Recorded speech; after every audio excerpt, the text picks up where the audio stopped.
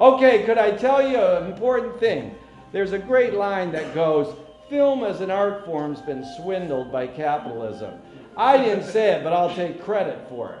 I went up to Mr. Colonel Baldwin one day and I says, film as an art form has been swindled by capitalism. And Craig goes, yeah, and it's our job to swindle it back. Yeah, but that's fucking becoming a capitalist. Then when he became a capitalist because of Noel, I says, Noel, did you turn Craig into a capitalist? And he goes, what? Anthony, why do we ignore? No, with your last two, because this guy's too intelligent. Okay, why do we ignore the hidden effects of the I'm pondering that. I'm not sure if we ignore them so much until I can point out so many examples with film, for example, persistence of vision. How are people going to understand subliminal messaging and so on until like structural filmmakers and people come along and start to deconstruct the process? You're talking about you're talking about. In other words, I don't have an answer. No, but that's good because Morgan, hold on 1 second, because we got to summarize Danny. What he's saying is, Duchamp did, how do you make a piece of art that's not a piece of art? Because then you can figure out what art does to you. So John Cage did it with 433, Joyce did it with Finnegan's Wake, and George Manupelli did it. He made a film for hooded projector. Let me see you show that, Craig, here. You put a fucking hood on it. Okay, Morgan, this is the Gaia spirit. She knows. I thought it came to me comments because we don't use the precautionary principle.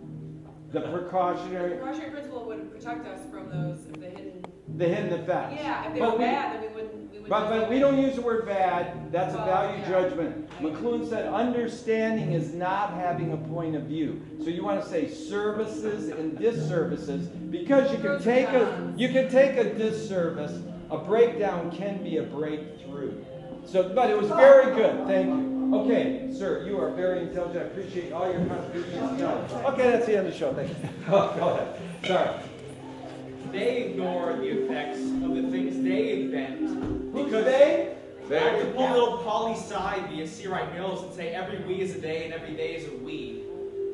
And say that they ignore the effects of the secret effects of the things they invent because of greed, ignorance, and hatred.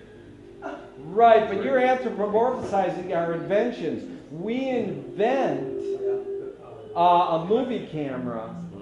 And like Walter would say, the movie camera is neither good or bad. It's just neutral. It's a tool. No, Craig's disagreeing. But No, that dates Mcluhan. The idea of neutrality. No, we can pass that right now. These inventions come because there's a vested interest in the development. It takes millions of dollars to make it. Okay, so you're saying that there was some evil I'm not saying evil, it's force behind inventing spoken word. Only certain products that come to the Who invented spoken word?